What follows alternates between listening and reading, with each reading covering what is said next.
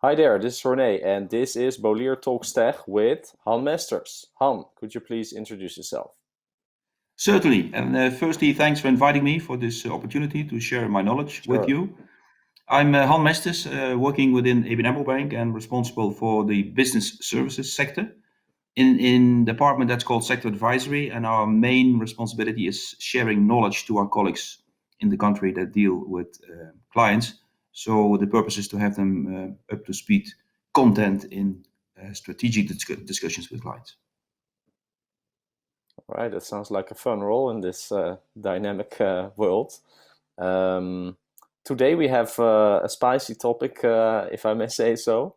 The question we are trying to answer today is: should we aim for 100% unemployment? That is unemployment.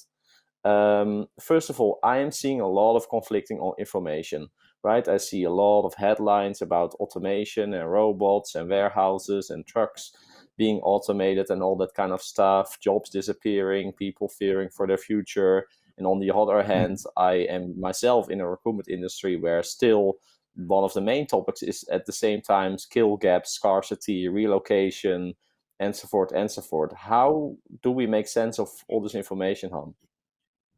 Yes, all the issues you mentioned, I also recognize, and it's a big challenge to make sense of all the research that has been done, starting with Osborne and Frey, I think in 2015-16, where they actually came out with research findings that said if the current level of automation continues, then within 20 years, about 45% of jobs will have been automated. Well, all more the recent studies they have been a bit more careful, and in order to understand this dilemma or lack of timing, if you like, you have to make use of what's called Amara's law. Amara's law in general says that when you do assessments about the impact of technology in the future, on the short term, you're always too optimistic. And on the longer term, you're probably wrong in the sense you're too pessimistic. So you underestimate the impact of technology. And that's exactly what's going on. So to get a real clear picture of what automation and technology can do for jobs, it's best to look at the Financial Times website. There's a part in there where you can actually type in your job, and a finance specialist or an IT specialist or a lawyer or an accountant, and then they give you the part of your job that will be automated. So, for example, you have within a certain job as a banker, you have 25 activities, and then the website says within those 25 activities, 15 will be automated. So jobs will change and will go integrate with technology. It's not that complete professions will disappear on a short-term horizon.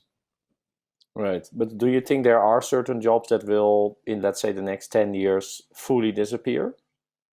Having said that, yes, of course. I think when you look at the horizon of 10 years, I think there's going to be a lot of changes, especially in what the Bureau of Labor Statistics, BLS, calls repetitive jobs, manual or cognitive. So when you do, let's say, back office type of activities within a bank, administrative type of work, or whether you're a factory worker or doing stock picking in a warehouse, what you can see in Amazon, for example, those type of activities have been automated and will continue to be automated on a large scale. So it's especially those type of jobs that are repetitive in nature that are quite vulnerable.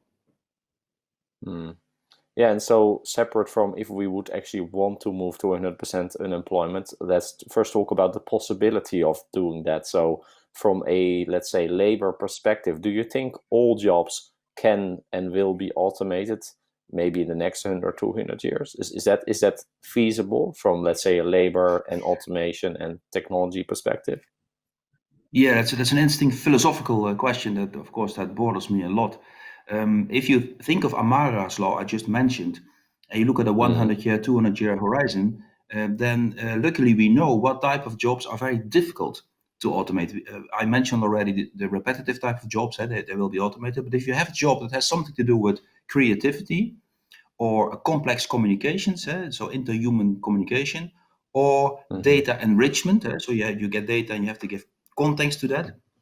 Those jobs are very difficult to automate on a 10, 20-year horizon. On a 100-year horizon, if you see what artificial intelligence nowadays is capable of in terms of being creative, so just looking at the different combinations that are out there and make logical sense of that and come up with something new, something we call creativity to some extent. I'm a bit more pessimistic. So I think what type of jobs are really, really, really difficult for computers to automate? That would be the extreme creative type of out of the box artist activities. You can wonder, of course, does the society need that? Can you make money with it? But those would be very difficult. Then you touch the core of our brain and the things we can do that computers cannot do. We can make associations. We can make non-logical type of conclusions. But again, Right. technology in the end will get you. So yeah. So for the, let's say, the next few years, we both have left in us. Maybe I have a few more than you, Han, but let's see. Which of those three parts is what you actually personally focus on? Where do you think your value lies when you talk about these three areas? I think what I hear in the feedback from people I get is inspiring people. I use a lot of humor because I work in a bank, and then humor and making fun of yourself are not two competences that are very strong rooted in that environment. So that's kind of my, it's a bit of a strange competitive edge, but hey, as long as it works, it's good enough for me. I call myself sometimes a recruitment error because I'm an emotional type of guy. I'm creative in nature. I play music. So I feel myself being pretty much future-proof in terms of the strange settings of my DNA. Right. Well, that sounds good. Happy for you that you feel that way, because not everyone does, and that's I can imagine for some people pretty uncomfortable. All right, so let's say that we understand that in the next decade, certain jobs or certain parts of jobs will be automated, and so forth and so forth, and that we understand that also certain parts, either it will be hard to automate, or as humans we will just derive value from other humans doing certain things and tasks. How, from a educational, governmental, employer perspective, do we facilitate this change? Because that's not easy, I guess. No, I think that's a very, very important political responsibility question. And what you see, of course, that a lot of companies, including my organization, they're moving away from job descriptions to competencies. And so we had 3,700 job descriptions, and now we have 37 or 35 competencies. And the reason we do that is because we like to make use of the strength of people, their inner strength, their hereditary strengths, DNA generated, who knows. And we try to use those competences in different jobs. So we try to make it easier for people to move to other jobs. A good example is a country, Finland, where in the education of young children, they at a very early age, they already focus on competence, on things that people can do well, and the educational program is fit with those competences. I think that's a good example in looking into the future, because what we will end up with is a significant part of the population, if technology keeps on developing like this, that doesn't have a job.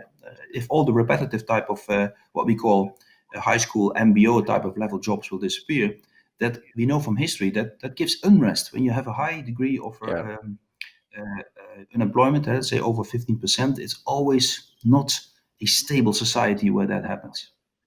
Right, because if we are both in the Netherlands, we have a pretty good education system. If you ask me, relatively to the world, there's not many countries that really outperform us there. But the last time I was supposed to be in a classroom, let's say it like that, is about 12, 13 years ago. And if I look currently in our business, our team, a lot of those things that you just mentioned, creativity, but most of all, complex communication, and also making sense of data in a complex environment, are very vital competencies that, well, make or break us as individuals within the business, and ultimately make or break the business. But yes, I didn't get a lot of education in those kind of competencies, and it was definitely not something on the radar of my teachers. So how do we change that? Because we can do it as companies, but if those people who are either 18 or 25 or 30 that get delivered to the labor market, so to say, are not there, then that creates a massive issue. Yes, I agree. And the educational system is at fault here. The system is old dated, hasn't changed basically since the Middle Ages. And just to mention the three you mentioned, so starting with creativity, of course, within our education system, we try our utmost to kick all the creativity out of people. What they have to do during education, classical education, is repeat existing knowledge. So if you are good in learning things by heart, that is, you get a high grade, which is completely not relevant in this world. Complex communication, a lot of things have changed. When I grew up, I wasn't trained in speaking for a large audience or participate in group discussions. So people from my generation, when you give them a microphone in a big audience, they almost die. But if you look at the younger generation, they're used to that. They're just like Americans. Give them a microphone, they don't care. They hold a story. So that's encouraging news. What you mentioned about your job, data enrichment and analytical skills. Analytical skills will remain crucial. And there, of course, there's a DNA-related factor involved. Some people are what they call beta in Dutch people. They're good in math and physics, which to some extent depends on whether you have it or not from birth. But analytical skills will always remain important, especially the making of connections that computers cannot do. So beyond the logical correlation type of associations. And that's something our brain is very much capable of doing stuff that computers cannot do for the time being. But as long as the computing power increases, in the end, we will lose in terms of analytical skills from computers. Gotcha. So moving a bit away from that topic and maybe going a bit more philosophical. So if we take the economic part out of the equation, should we as humans even want to aim at 100% unemployment? What is your opinion on that? That's also a very interesting question. I studied philosophy and history as well, and later I did a business degree, MBA, to be a bit more familiar with the bullshit bingo. Sometimes I say, but my real heart is the philosophical, historical type of angle. And it brings us back to the question: who are we, and what is our purpose in life as humans? And that's almost a spiritual discussion. The things I know that Aristotle, a long time ago, he said, if you have certain skills and there's a need in the world, these two things come together, and that's where your vocation lies. So that's a very nice way of saying that if you are good in something, you have a responsibility to do something with that talent and skill for the rest of humanity. That's one thing. Later, the Japanese, they invented ikigai, which is basically the same as what Aristotle said, but they added some dimensions. They said, well, you must like it, what you do. And it would be nice if you could make some money with it. Makes sense. And you can have a tremendous skill. And I have a lot of conversations with artists. And artists are wired in a different way than a banker, for example. A good artist will never make concessions to the audience. So he always rely on his inner strength and his inner drive for creativity. And I think we can learn a lot from artists on what their position in life is and what their drivers are. And they're very happy with exploiting their skills and not necessarily they're waiting for the recognition of others. I think that especially that last part is something we can learn from. Yeah, but if we could look at the current, let's say, global population, I mean, probably you and me are in a very luxurious position that we can, at least partly reach that point of ikigai, right? Where we are intrinsically motivated by what we do. We strive for mastery in what we do. We actually get pleasure just from that, doing that, right? The intrinsic motivation is something that a lot of people would mention. And as a byproduct, we are very happy to make some money from it, which sustains us in our life, creates the opportunity to see the world, have experiences, provide for those around us. But the large part of the population is not in that situation. So the question is this a utopia for most people? Or do you think that we can, over time, go to a situation where, for more people that this is a feasible possibility? Yeah, that's a very painful question, very very well formulated. There has been an American author who said that there's two important moments in your life: first, when you were born, and second, when you discover why you were born. And I think we shouldn't underestimate the people who are lowly educated and have, let's say, non-academic skills, because there's a lot of good professionals, welders and people who work with engines, and they have a lot of skill and they find a lot of fulfillment. So I think if you look at it from from that angle, not just the knowledge part that we spoiled academics can use to analyze the world. I have a lot of respect for craftsmanship.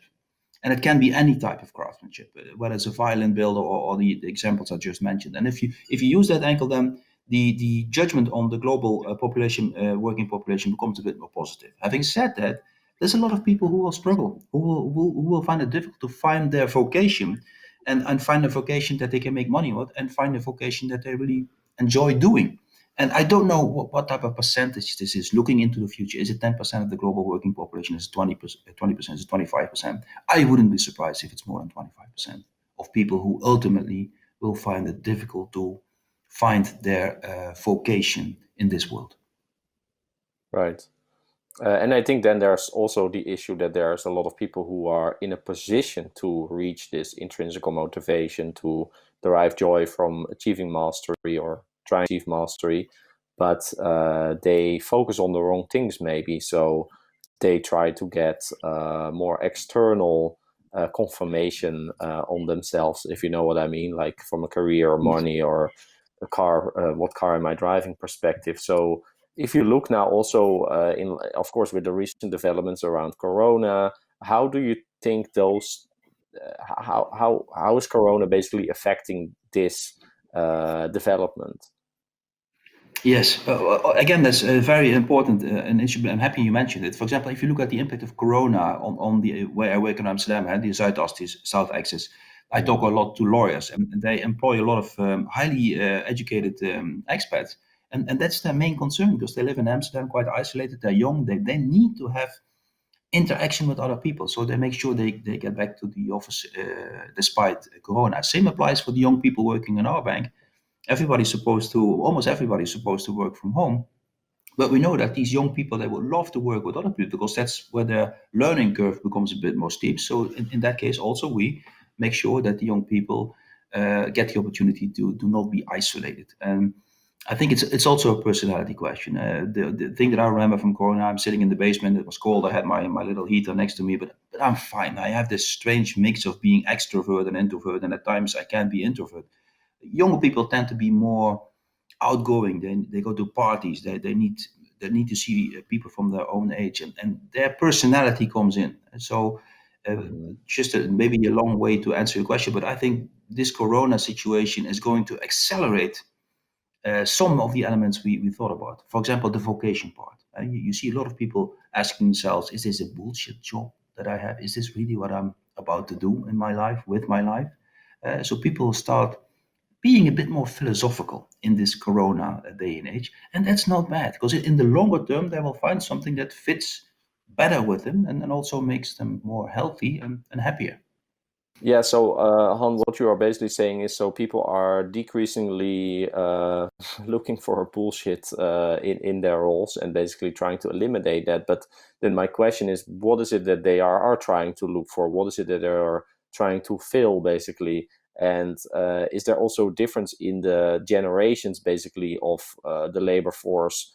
Because without putting everyone in a box, there are obviously differences between the people coming into the labor market from decade to decade, basically. So can you say something about those things? Yes, certainly. Quite recently, a very important book has been published. It's called Humanocracy, and it has been written by Gary Hamel. For those of you familiar with the area of strategic management, that was the guy, together with Prahalad, who came up with core competences in 92, Competing for the Future. It was a really very important book in that area. And what he says is that large organizations are dehumanizing. And we knew that from the sociologist Weber in the 19th century, who said a similar thing. So the nature of organizing work in a large organization with hierarchy and politics and stress and all that type of shit, a lot of young people, they're not looking for that anymore. So we are in the process of designing new ways of coordinating skills, knowledge. Hierarchy does play a role, but much less so than in the future. And Corona is again in an accelerator to make this happen. And then on your question, what I see, and probably you see that as well, because you have more exposure to the younger generation than I have probably, people look for a match between their own values and sense of purpose and that of a company. So your Mm. company culture becomes very important. Your purpose statement as a company becomes very important. Whether you're inclusive, whether you include all kinds of different people from society within your company, that's also an element that this younger generation looks at, especially the Gen Z and the millennials who are entering the labor force in huge numbers now. So you would be a fool as a large organization not to take those factors into account into your recruitment. The thing is, and that's a different law from Amara's law, the ability of large organizations to change on the axis culture, structure, and leadership is very slow. And so I'm worried whether these companies, that large companies that might have the good Yeah. intentions, have the time to rebuild themselves. Well, I think most large companies are optimized for process and efficiency. And with that, they have eliminated at least one of the three things that you mentioned earlier, which is creativity, right? And in an increase, Mm, if pace goes up, creativity needs to go up in if you want to keep up and stay ahead. So absolutely. to me, the lifetime of a company will decrease, especially of large companies, in the near Yes. future. Yeah, I think and it's true. I think so what you're seeing in the financial services sector, I think is a beautiful example of where creative destruction actually takes off now, and where you have huge challenges in keeping up with the current developments in terms of creativity. right, yeah. And so if we look at maybe a picture between 100% unemployment and 100% employment, and we also take into account, let's say, success in a broader term than how much money do you make, where are you on the, let's say, career ladder, Mm, is there a possibility, especially I think in countries that are basically already set up as social democracies, right? Like the Netherlands, the Nordics, and so forth. Is there a possibility mm, where we become more of a labor force that works less, but at the same time, gets more also intrinsical motivation from doing things outside of their work that generates cash, basically. Um, mm, and we spend more time instead of with our colleagues, with our actual community, so the people who live around us, our families, friends, and so forth. So do you think that mm. there's basically a silver lining to all of this? Yeah, and it's funny that you mention it because the characteristics you mentioned within our country and the Nordics are not by coincidence. We share the same Yeah, cultural values.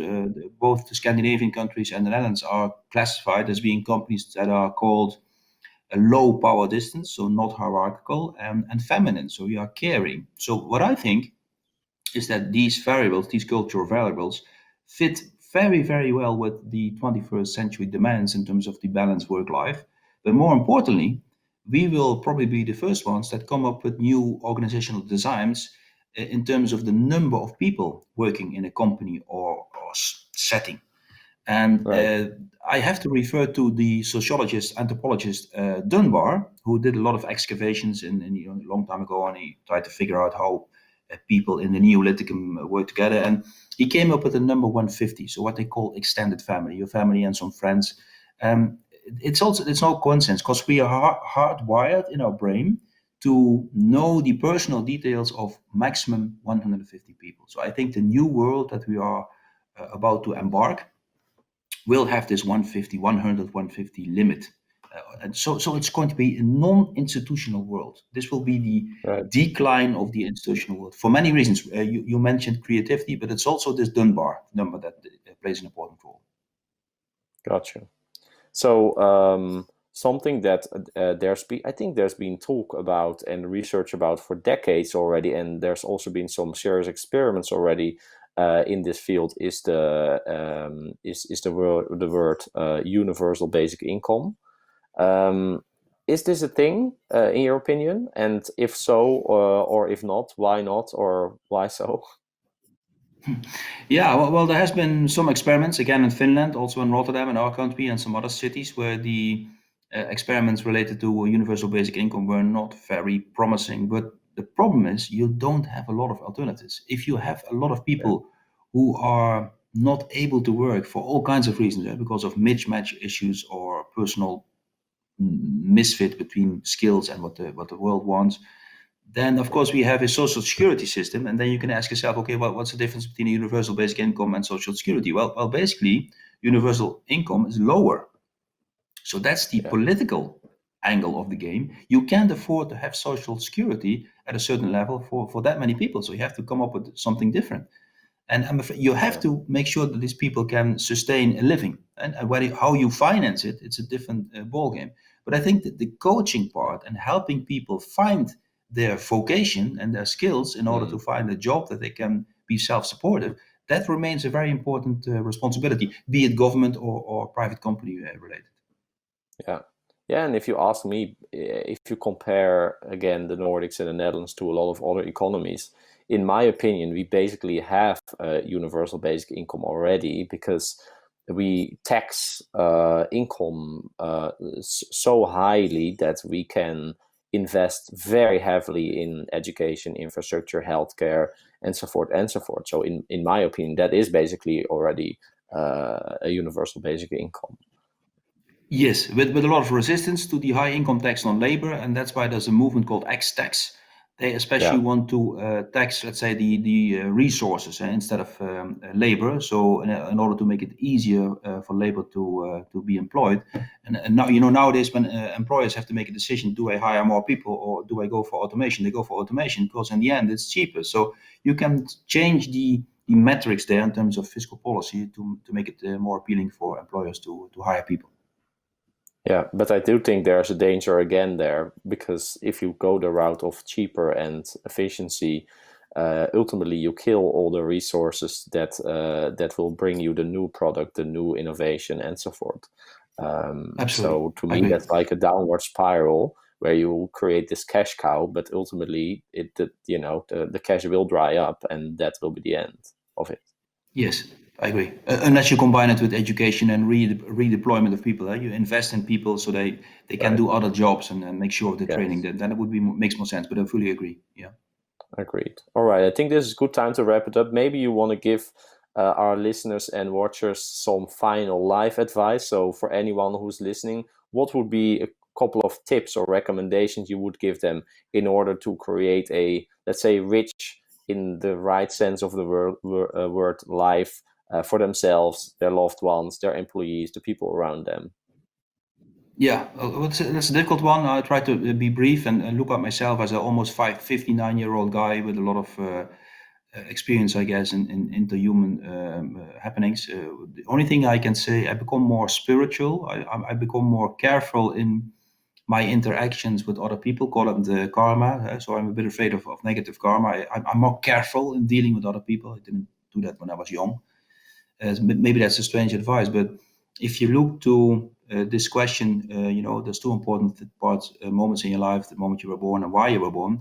Try to figure out in an early stage why you were born. So try to look for those things that really get you going. And sometimes it's difficult to listen to your inner voice or your primary reaction. When you get goosebumps and see something, that's a good sign. That means it's doing something with you. So I'm more aware of the spiritual type of programming of myself in order to follow that road. I'm also looking, of course, for my vocation. I found it to some extent, but some people in early life, they know what they're about and what they're supposed to do. Some people struggle till they're 80 till they figure out what the story was. So be a more spiritual type of being, I would say. Right. Okay. Well, on that note, Han, thanks so much for sharing your time and wisdom with us. I enjoyed this. Thanks a lot. Thanks for your excellent questions. Sure, my pleasure, of course. You made it easy for me. And then, of course, to all of you listening or watching, thanks a lot for tuning in to this third episode of Bolier Talks Tech, and see you again soon. Thank you.